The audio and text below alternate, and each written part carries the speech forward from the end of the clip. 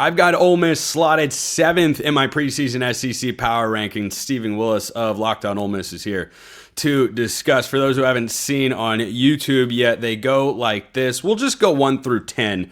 Steven: Georgia, Texas, Alabama, LSU, South Carolina, Oklahoma, Ole Miss, Florida, Texas A&M, and Tennessee there at number 10. I want to start with your Rebels. 9-3 last year, the most disappointing 9-3 team probably in all of college football. I had them going 10-2 or 11-1. They go 9-3. We don't need to rehash all of that. Are they a pullback team in 2025 in your eyes? Oh, yeah. I think Locked On Ole Miss, we did our predictions, and I predicted 10-2. The 2 losses being on the road at Georgia and on the road at Oklahoma. I think they're able to win those games. I think Austin Simmons is a 1-1 level quarterback. I think everybody's going to see that pretty quick. And Ole Miss has talent all over the field. PFF rated them the number 8 program in all of college football. I think you kind of overshot the mark whenever you were ranking Ole Miss in your rankings.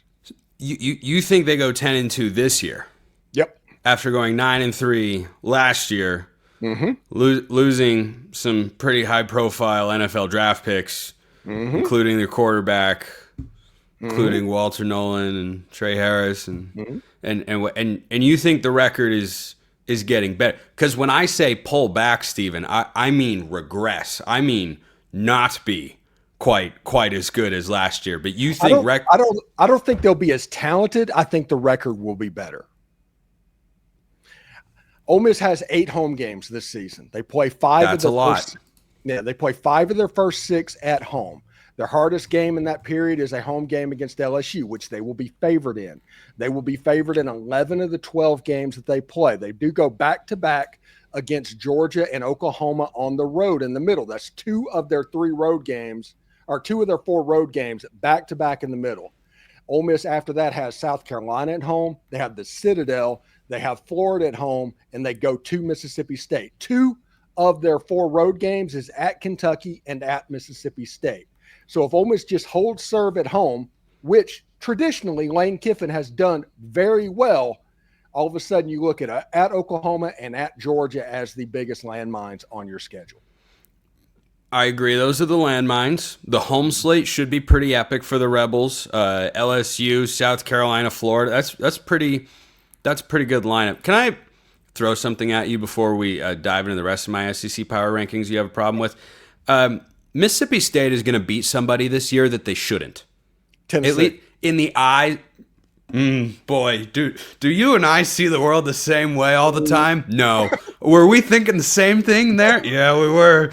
Because I've said, after watching Jeff Lebby's first season last year, they weren't good, they weren't talented, but I watched him and went, you know what? I think that guy's got his head screwed on as a head coach. I think they take that small step this year and just beat somebody that everyone goes, what? They beat who? Who lost to Mississippi?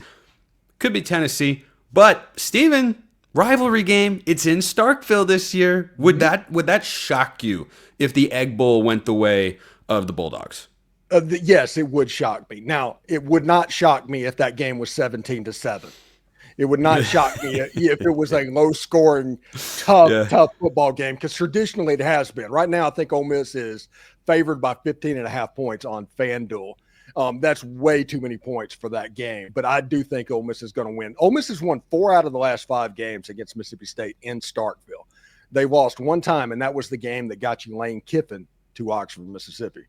Now, it turned out to be all right, all things considered. Kiffin is one of the many reasons I have Ole Miss as high as I do in my rankings, Steven. I think we have established pretty solidly what kind of program he runs, where the floor, where the ceiling is. I don't think he's hit his ceiling yet at Ole Miss. I think he's capable of getting him back to the opportunity they squandered a season ago. But the floor is clearly high, and I have them slotted one place ahead of Florida because of Lane Kiffin versus Billy Napier. I think that I'm not a Billy Napier guy. I know everybody likes him because of how they ended last season, and I just cannot forget that they were trounced twice in a 3-week span on their home field. I'm not a Billy Napier guy. So I love DJ Lagway. Definitely trust him more than Austin Simmons as we record this show on July 13th. But Is there anything else in these conference rankings, particularly in the top 10, that you think is objectionable for the SEC? Yeah, you know how much I love coming on this show, but I want to see this rankings. You got a new quarterback at Georgia, a new quarterback at Texas, a new quarterback at Alabama, a new quarterback at Oklahoma. Those positions, it's almost brand because it's Georgia, Texas, Alabama, and Oklahoma. Mm-hmm. Brand is like the tie of putting them in the top 7. I think Ole Miss, listen, if Ole Miss would have played South Carolina for 8 quarters last year, they would not have scored a touchdown. And maybe that is clouding my judgment of what's going on. But Ole Miss is a better team than South Carolina. Ole Miss is better than Oklahoma. LSU is the only returning quarterback, but they're having to deal with the offensive line turnover. And everybody loves Arch Manning. Whenever you hear about Arch Manning, everybody loves Arch Manning. Arch Manning has an all-new offensive line to deal with and all-new wide receivers. We don't know how that's going to end up. And the only time we saw Ty Simpson was against South Florida in a game that Alabama barely won. I'm saying pump the brakes a little bit on these rankings of what's going on. You got Missouri, I think, a little bit too low. I think you got Vandy too low, and it feels weird. I thought about it. Vandy's at 13, and just for the outrage from Blackerby, I thought about putting Vandy above Auburn. He might have let his show with it every day for an entire week. I'm not bullish on Hugh Freeze and Auburn this year. The talent is really good on the Auburn roster. They underachieved so much last year. And Vandy, I think, not necessarily overachieved. I mean, compared to their preseason expectations, yes. But with Diego Pavia, the talent on the field, I think they came close to hitting their ceiling. 7-6 is kind of where they are. I'm not going to sit here and ever trust Vanderbilt going into a season to be a top half program in the SEC. Like, it's just not where I think a reasonable expectation could be until they prove otherwise. They do have one of the most experienced quarterbacks in the conference, but I want to go back. I'm glad you pointed it out because Vanderbilt is an interesting one, and I think it's frankly great that they're not last in my rankings, and I don't think I think if you put them last, it would be objectionable, seeing as they went to a bowl game last year. Here's my thinking on the top 3. I'm with you on the quarterback uncertainty because, of course, there isn't a proven quarterback in the top 5, really, for my rankings. You've got Georgia, Texas, Bama, LSU, and South Carolina outside of Garrett Nussmeier. Lenora Sellers, I've seen more of him than Arch Manning, so I'd probably have him slightly ahead. But Georgia, Texas, Bama, yeah, certainly some questions. I trust that Georgia is going to put a caliber team around Gunnar Stockton, who I saw in the playoff and I thought was pretty darn good. I think they're going to get back to being what they were, because Kirby Smart just pulled off what he has described as the best coaching job in his tenure. And this is not somebody who the game is passing him by, he's lost a step or anything like that. Unless I'm given incredibly compelling evidence, I'm going to give that benefit of the doubt to the reigning SEC champions who went to Texas and won, beat him again on a neutral field. That's a really difficult thing to do. I think Stockton just has to be solid, and I think Kirby Smart has got plenty of talent on that roster to just be a top 3rd team in the SEC, or top 4 or 5 team overall in the SEC.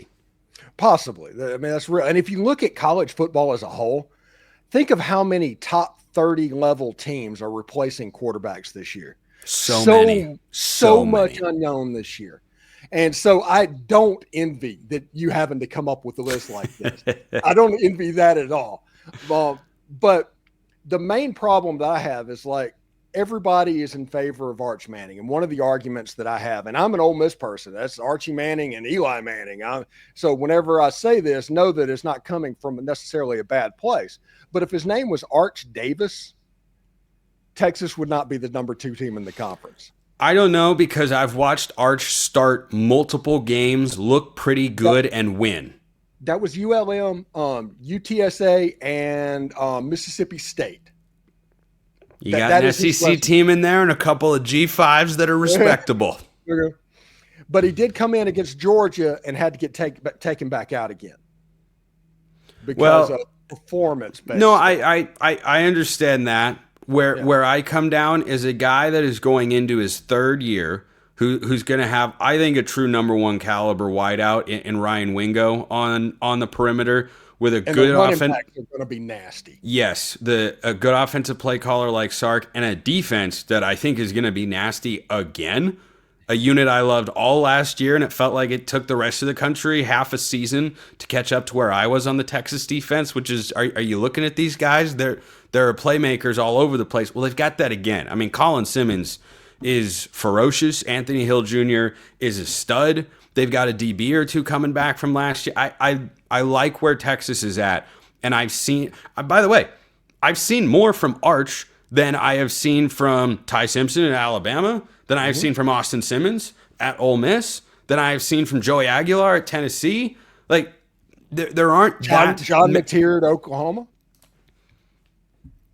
I like Mateer. I've watched a lot of Mateer. I just haven't watched any John Mateer in the SEC. Yes. That's why I wonder, because Venables does have that defense playing well. They are talented. I think they've had a good portal cycle, and there's a lot of pressure there to win, and I think that can kick some coaching staffs into high gear. I'm not the biggest Brent Venables fan. I just think that in the offseason, I think they have done a good job. And the defensive, now I was concerned year one with Brent Venables that the defense stunk. I was like, man, you should have been able to come in and fix that quicker than you did. It keeps getting better. It was a really good unit last year. The offense was incompetent. I don't think Mateer goes to New York as a Heisman finalist. I do think that with his running ability, he gives them a certain floor that makes me have to trust him more than some of the other quarterbacks in the SEC. That's why I had Oklahoma as high as I did. I will say this about Texas. If you wanted to tell me that the offensive line struggled at Texas, if the injury bug hit the wide receiver unit, they had a really good defense, and you had a 5-star quarterback back behind, and you hope you could get some healthy running backs in the system, I'd say that was Oklahoma in 2024. And that's the problem for Texas. They have them preseason ranked number 1 in the country, but they're a couple of injuries and a bunch of unknowns away from getting pretty weird, in my opinion. I think Oklahoma is going to be pretty good this year, if we're just honest about it. I think Texas is on 8-4 watch this year.